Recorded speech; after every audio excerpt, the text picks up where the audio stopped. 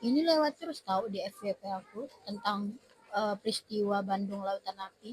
Aku jadi penasaran kan, terus aku sempat searching sedikit dan aku tahu beberapa informasi. Nah, menurutmu gimana? Apa sering muncul di FYP? Soalnya ini Jarang sih, jarang ya. jadi aku kurang tahu juga kayak siapa tahu kayak Kalian tahu nggak ini tentang peristiwa Bandung Lautan Api? Soalnya ini muncul terus tahu di FYP aku. Jadi kan aku jadi penasaran. Oh yang ini, oh ya Yasmin juga sempat nyawa di MV aku. Hmm. Guys, aku juga kemarin ada lewat di FYP aku tentang Bandung Lautan Api. Tapi aku baru ngebacanya sih tentang latar belakangnya aja. Kalian ada yang mau tahu nggak tentang latar belakang terjadi peristiwa Bandung Lautan Api? mau tahu dong. Pas banget nih. Nah, latar belakang terjadinya peristiwa Bandung Lautan Api itu terjadi menjadi momen heroik tentang kemerdekaan Indonesia. Nah, di sini ada yang tahu nggak sih kalian kapan terjadinya peristiwa tersebut? Enggak, aku tahu. Kapan? Tanggal 23 Maret gak sih? Iya, benar sekali. Peristiwa itu terjadi pada tanggal 23 Maret 1946. Nah, peristiwa itu tidak hanya menggambarkan tentang perlawanan atau tentang keberanian saja, tetapi tentang rasa cinta mereka terhadap kota mereka dan untuk mempertahankan kemerdekaan Indonesia oleh rakyat-rakyatnya. Nah, setelah Indonesia memproklamasikan kemerdekaannya pada tanggal 17 Agustus 1945, di beberapa daerah itu masih sangat genting ya, karena kekosongan kekuasaan pasca kejatuhan Jepang membuat Indonesia semakin genting, karena di sisi lain rakyat ingin mempertahankan kemerdekaannya, tetapi di sisi lain Belanda ingin mengambil alih wilayah yang pernah mereka jajah. Nah, kalian ada yang tahu nggak sih bulan apa kedatangan Sekutu dan Nica di Bandung? Kalian tahu nggak? Aku tahu tuh. Aku sempet baca nih. Kayaknya bulan Oktober ya? Iya, benar sekali. Kedatangan Sekutu dan Nica datang tuh pada bulan Oktober 1945. Nah, kedatangannya Sekutu dan Nica ini bergabung dalam Brigadir McDonald yang datang dengan dalih ingin melucuti senjata tentara Jepang dan ingin menawarkan tawaran bebas perang. Tapi kenyataannya Nica dan para sekutu ingin mengembalikan pemerintahan kolonial Belanda di Indonesia. Nah, kedatangan mereka itu memicu konflik antara sekutu dan warga Bandung karena para sekutu menyuruh warga Bandung untuk mengosongkan wilayah Bandung Utara dengan menggunakan ultimatum, dan ultimatum itu dianggap sebagai tekanan atau paksaan Belanda untuk warga Bandung. Nah, di sini kalian ada yang masih ingat nggak, ada atau pernah dengar gitu apa kepanjangan dari TKR? Dan masih ingat atau pernah ngebaca gitu lewat di FYP-nya? Apa itu?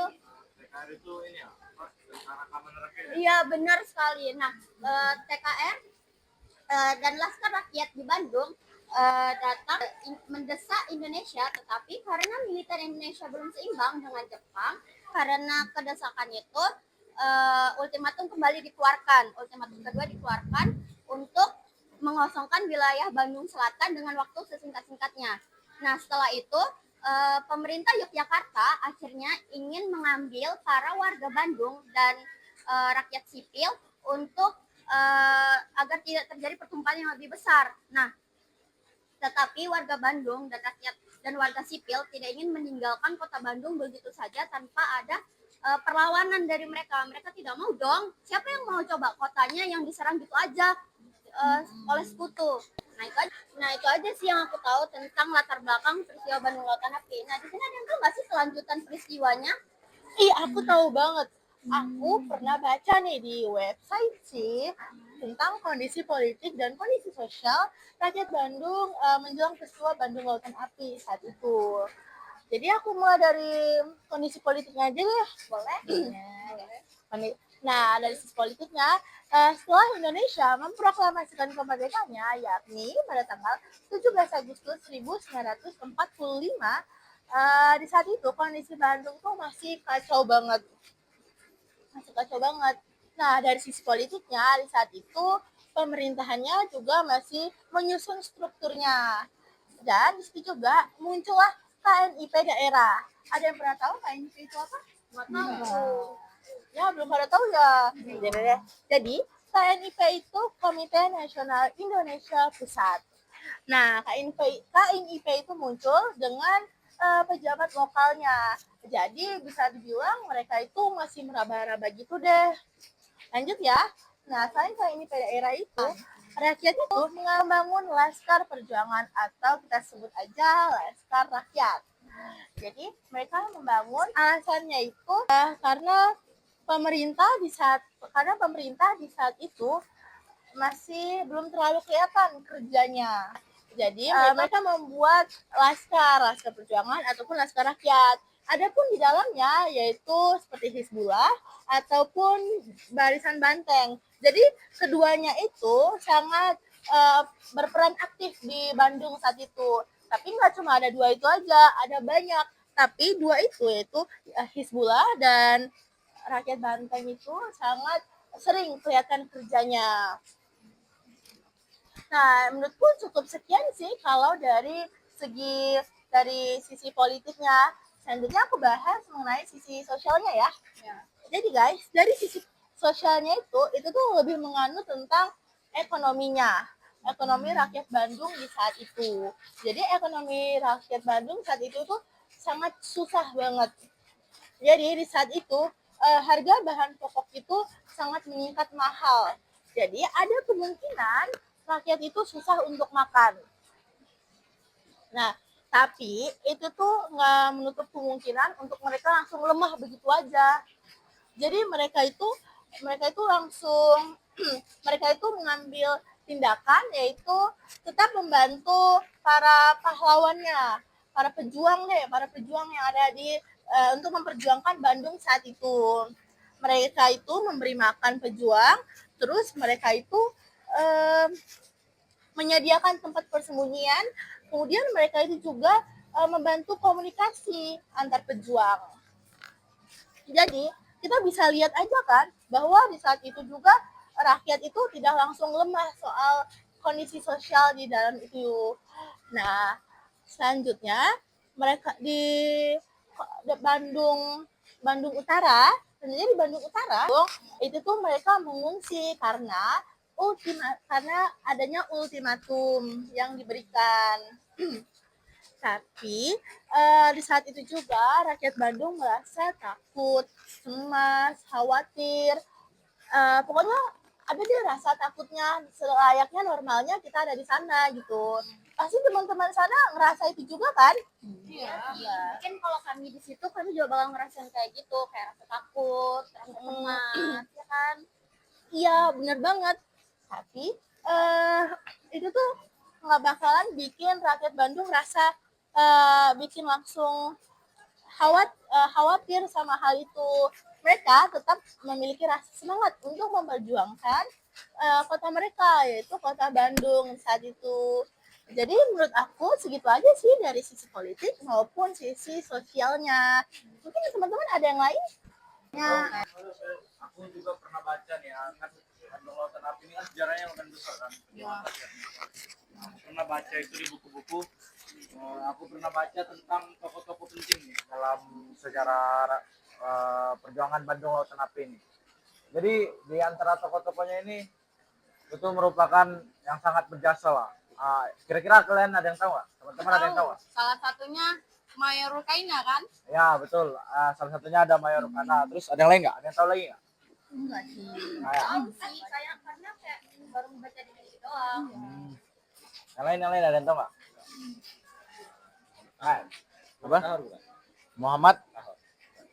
Salah. Jadi Sultan Syahrir masuk nggak sih? ya, Sultan Syahrir juga masuk. Nah, selebihnya aku akan jelasin ya tentang tokoh-tokoh penting dalam perjuangan Bandung Lautan Api. Nah, yang pertama itu ada Kolonel Abdul Haris Nasution. Ada yang tahu nggak nih? Kolonel Abdul Haris Nasution ini tugasnya itu apa sih? Atau perjuangannya itu dalam Bandung Lautan Api itu apa sih? Dia pemimpin tentara Indonesia bukan sih? Ya, betul. Dia merupakan pemimpin TRI atau bisa disebut Tentara Republik Indonesia Divisi 3 pada saat itu. Nah, jadi Kolonel Abdul Haris Nasution ini itu tuh sebagai otak lah bisa dibilang, sebagai pemimpin yang mengatur strategi dan juga bagaimana sih mereka menghadapi Belanda ini, bagaimana mereka mengatur pertahanannya dan perlawanan mereka. Lalu tuh yang kedua nih, ada namanya yang tadi disebutkan Dewi, itu Sultan Syahrir. Nah, ada yang tahu nggak Sultan Syahrir ini tugasnya itu apa? Nah, Sultan Syahrir ini bisa dibilang sebagai pendamping karena dia merupakan sahabat baik dari Kolonel Abdul Haris Nasution. Dia ini kayak pendamping dalam mengatur strategi atau taktik perang gitu. Jadi saat mereka merencanakan itu, Kolonel Abdul Haris Nasution itu merencanakan pendampingnya itu yaitu Sultan Syahrir. Dia ikut merencanakan taktik dan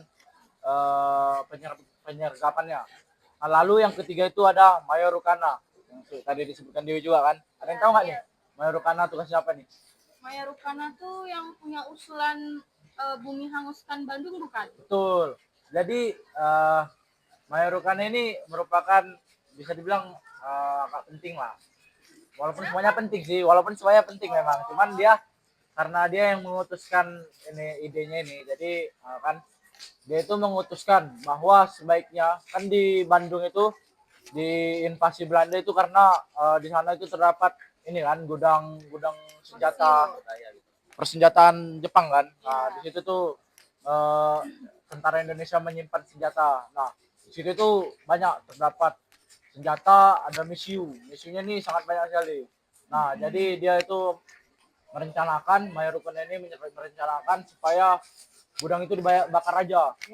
Dengan misiu sebanyak di dalam gudang itu tuh bisa membakar satu Bandung, bahkan satu gudang atau bahkan satu Bandung gitu kan. Nah, jadi direncanakan itu supaya Belanda berubah pikiran gitu untuk tidak menyergap itu lagi Bandung lagi. Nah, sebelum itu kan ini misi banyak nih. Ada yang tahu nggak jumlah misi di dalam ini? Berapa? Kurang tahu sih kalau itu. Kurang tahu ya. Nah, ini selanjutnya aku jelaskan di pahlawan selanjutnya, yaitu pahlawan keempat nih, yaitu Muhammad Toha. Ada yang tahu nggak Muhammad Toha itu perjuangannya apa? Enggak ya? Apa? Bukan, yang mencetuskan itu Mayor Rukana. Nah, aku jelaskan ya. Nah, Muhammad Toha ini menurut yang aku baca, Muhammad Toha ini dia merupakan pejuang yang membakar gudang tersebut. Dia tidak sendiri. Dia bersama. Dia punya teman kan? Iya, dia bersama rekannya. Ada yang tahu nggak siapa rekannya? Enggak. Siapa? Muhammad Ramdan. Nah, betul. Dia bersama rekannya bernama Muhammad Randam. Jadi mereka ini diutuskan untuk membakar gudang persenjataan itu pada dini hari. Nah, mereka dianggap berjasa penting karena mereka mengorbankan nyawa untuk membakar gudang tersebut. Nah, yang ngomong-ngomong soal misiu tadi, nah jadi di gudang itu ada misiu sebanyak 1.100 ton. Nah, kebayang nggak tuh sebanyak apa tuh? Banyak banget. Tuh, ya kan? Kalau diledakin itu tuh bisa meledakin bahkan satu Bandung tuh. Makanya mereka itu dibilang berani, sangat berani untuk membakar gudang tersebut yang merupakan itu tadi misinya banyak 1.100 ton, belum terhitung dengan persenjataannya. Nah, jadi mereka berdua itu mengorbankan nyawa untuk membakar gudang itu dan mereka mati terbakar di dalam gudang tersebut. Nah, itu sih yang aku tahu tentang perjuangan tokoh-tokohnya itu. Ada yang tahu nggak yang lain tentang perjuangan rakyat Bandung?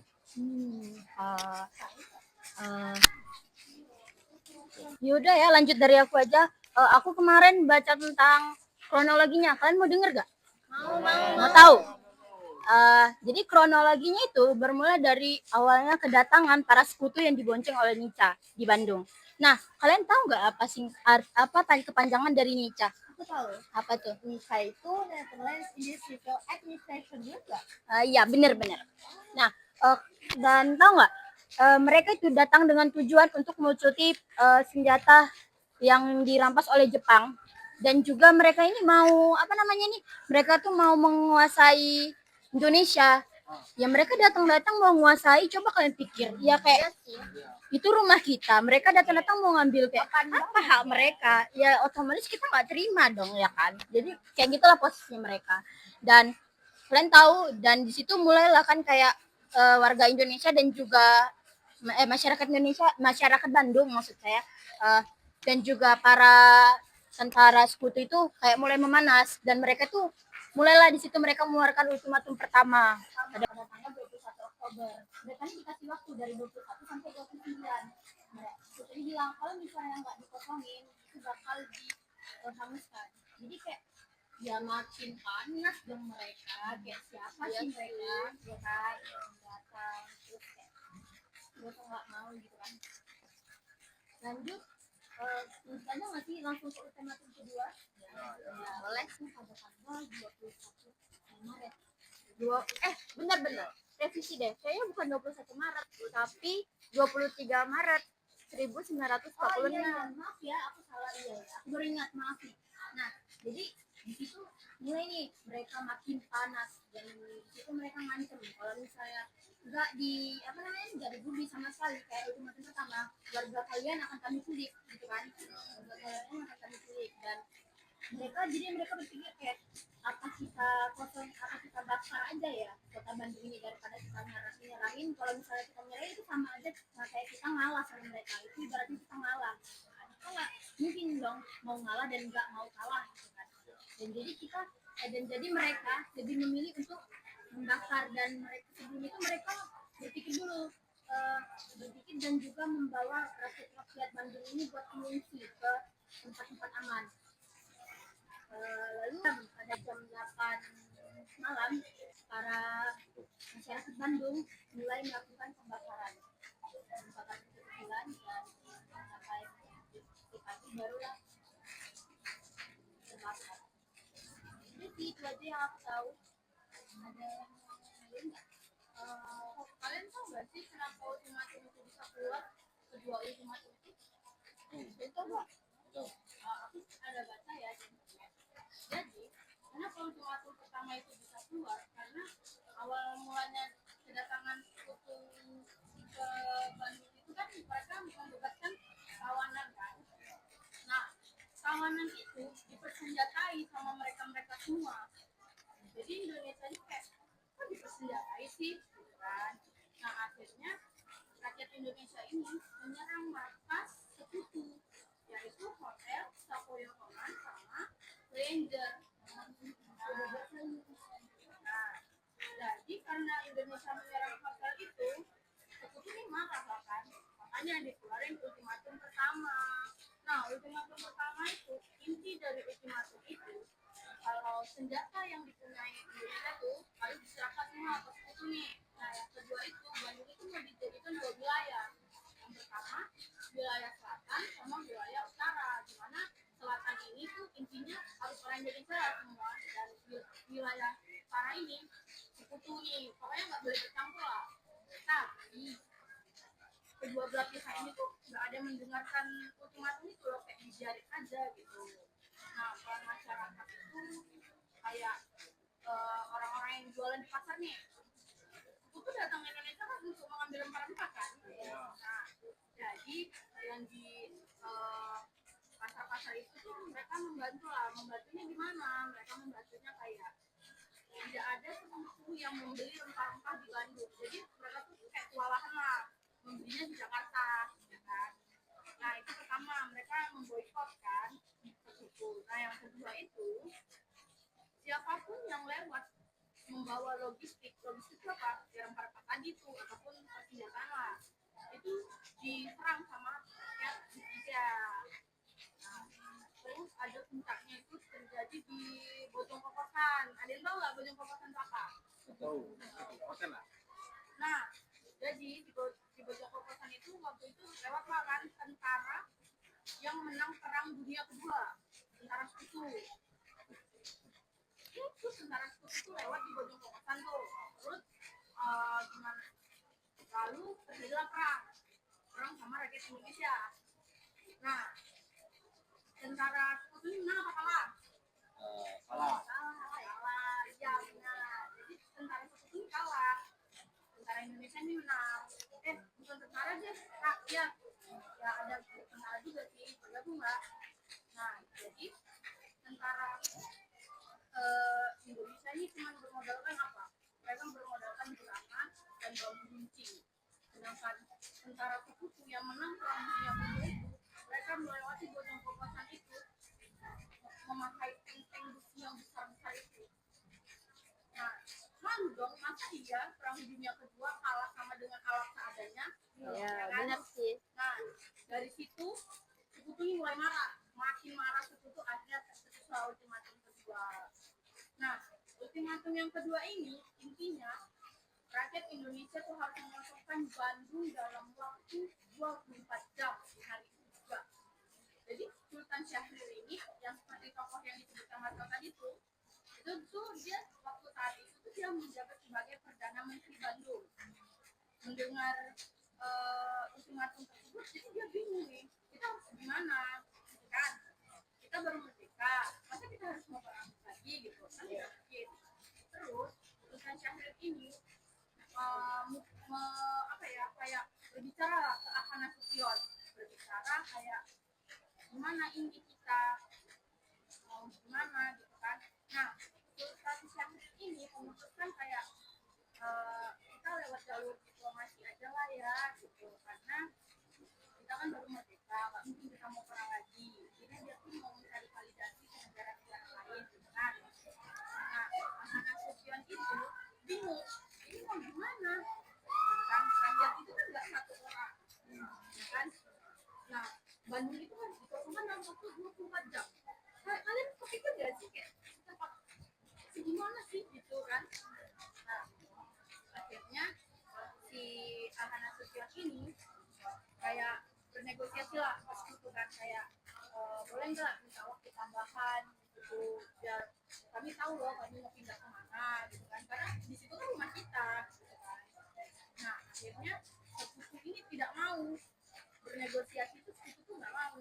Sekutu tuh malah menawarkan bantuan, mana bantuan itu dia bilang tidak ada waktu tambahan, tapi kami bantu 110 untuk kalian keluar secepatnya dari Bandung ini gitu kan. Nah, Ahmad Nasution tuh menolak tawaran tersebut dan dia bingung ini gimana rakyat ini gitu kan.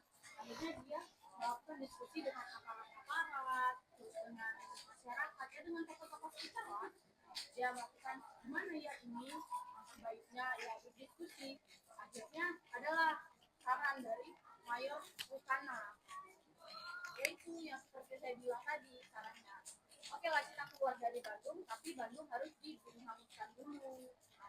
Tapi ada nggak sih yang tahu kenapa harus dibunuh hanguskan? Aku bingung ya, dan saran itu dipakai loh sama Ahmad Nasution, disetujui. Kalian tahu? Aku tahu. Coba lihat. Aku tahu. Jadi daripada menyerahkan Bandung dalam keadaan utuh, para pejuang itu memutuskan untuk membakar seluruh fasilitas kayak gedung-gedung, perkantoran gitu kan. Jadi tujuannya itu agar mereka tuh tidak menggunakan markas militer. Jadi dengan mereka membakar kota dan menghancurkan berbagai sarana, perjalanan itu menjadi terhambat dan sumber daya mereka untuk beroperasi di kota itu menjadi tidak ada. Jadi tindakan itu menunjukkan bahwa mereka tuh mempunyai tekad yang kuat gitu terhadap rakyat dan pejuang Indonesia, bahwa mereka tuh rela kehilangan harta benda mereka daripada menyerah kepada penjajah. Nah, sebelum strategi bumi ini dihanguskan, dilaksanakanlah dulu evakuasi dilakukanlah evakuasi besar-besaran. Jadi tujuannya itu untuk meminimalkan korban jiwa gitu. Jadi evakuasi ini dilakukan secara teratur dan terkoordinasi kan gitu, yang menunjukkan bahwa mereka itu mereka itu merencanakan dengan teratur antara militer dan penduduk sipil. Jadi bahkan banyaklah warga yang sukarela eh, membantu meninggalkan rumah mereka, bahkan ikut sertalah dalam proses pembakaran tersebut. Nah, jadi para pejuang itu menargetkanlah objek-objek penting bagi musuh gitu. Jadi contoh yang paling terkenal itu adalah penghancuran gedung amunisi milik sekutu itu di Dahyekolo. Jadi ada yang tahu nggak sih siapa yang mimpin apa namanya penghancuran gedung amunisi itu? Yang mimpin? Ya, satu lagi ada temannya. Ya, jadi mereka lah yang berhasil meledakkan gudang tersebut. Bahkan mereka rela kehilangan nyawa mereka. Jadi tindakan ini tuh menjadi pemicu utama dalam menyebarnya api di seluruh kota. Nah, terus setelah kota itu dibumi hanguskan, para pejuang Indonesia itu tidak melakukan perlawanan terbuka. Jadi mereka bergeser ke kota lain untuk melancarkan strategi perang gerilya itu. Jadi strategi inilah yang memungkinkan mereka untuk menyerang sekutu dan sambil mempertahankan kekuatan mereka gitu. Udah segitu saja sih yang saya tahu. Yes, kalian tahu nggak sih dampak dan konsekuensi apa yang terjadi pada peristiwa Bandung Lautan Api? Enggak. Mau tahu nggak? Nah, peristiwa Bandung Lautan Api kan terjadi pada tanggal 24 Maret 1946, di mana ketika dan rakyat pejuang Indonesia membakar kota Bandung untuk mencegah pasukan sekutu atau Belanda yang ingin menguasai kota tersebut. Nah, di sini akan menjelaskan dampak dan konsekuensi bagi Indonesia. Jadi saya akan menjelaskan dampak negatifnya dulu. Yang pertama itu kerusakan infrastruktur dan kerugian materi. Yang mana peristiwa ini menyebabkan kerusakan parah pada bangunan, rumah-rumah penduduk, dan juga infrastruktur kota Bandung. Yang kedua itu ada pengungsian besar-besaran. Lebih dari 2.000 warga Bandung terpaksa mengungsi meninggalkan kota mereka yang menyebabkan kerusakan kota. Nah, yang ketiga itu korban jiwa. Meskipun tidak ada data pasti, peristiwa ini juga menyebabkan korban jiwa, baik dari pihak militer maupun sipil. Nah, di sini juga ada dampak positifnya. Yang pertama itu simbol perlawanan. Bandung Api juga menjadi simbol perlawanan rakyat Indonesia terhadap penjajahan dan semangat pantang menyerah. Nah, yang kedua itu adalah penguatan semangat nasionalisme. Peristiwa ini juga memperkuat semangat nasionalisme dan persatuan bangsa dalam mempertahankan kemerdekaan. Nah, yang ketiga itu pengakuan internasional. Peristiwa Bandung Api tidak secara langsung membawa pengakuan internasional bagi Indonesia pada saat itu. Namun, peristiwa ini meningkatkan kesadaran dan simpati dunia terhadap perjuangan kemerdekaan Indonesia. Nah, yang terakhir ada dampak dan konsekuensi bagi pihak sekutu. Kehilangan markas strategis. Sekutu kehilangan Bandung sebagai markas strategis mereka karena kota tersebut telah dibakar dan dikosongkan. Nah, yang kedua itu kerugian materi. Sekutu juga mengalami kerugian materi akibat kehancuran fasilitas dan infrastruktur yang mereka gunakan di Bandung. Dan yang ketiga itu penundaan tujuan. Peristiwa ini menghambat tujuan sekutu untuk menguasai dan mengenal. Tahu nggak sih dari pembahasan kita ini sebenarnya ada loh nilai-nilainya. Apa Apa tuh? nilainya? Ya itu nilai kepahlawanan. Nah, jadi nilai kepahlawanan ini tuh bisa juga diterapin di kehidupan sehari-hari. Kalian pernah nggak terapin tuh? Emang apa aja nilai-nilainya? Ya, Mungkin itu, biar kami bisa nerapin. oh itu dimulai dari hal-hal kecil aja, kayak rela berkorban sama berani. Nah, kalian tuh berani keluar dari zona nyaman kalian buat menempuh cita-cita kalian. Itu juga kalian sudah menerapkan nilai-nilai kepahlawanan. Dan yang kedua itu adalah rela berkorban.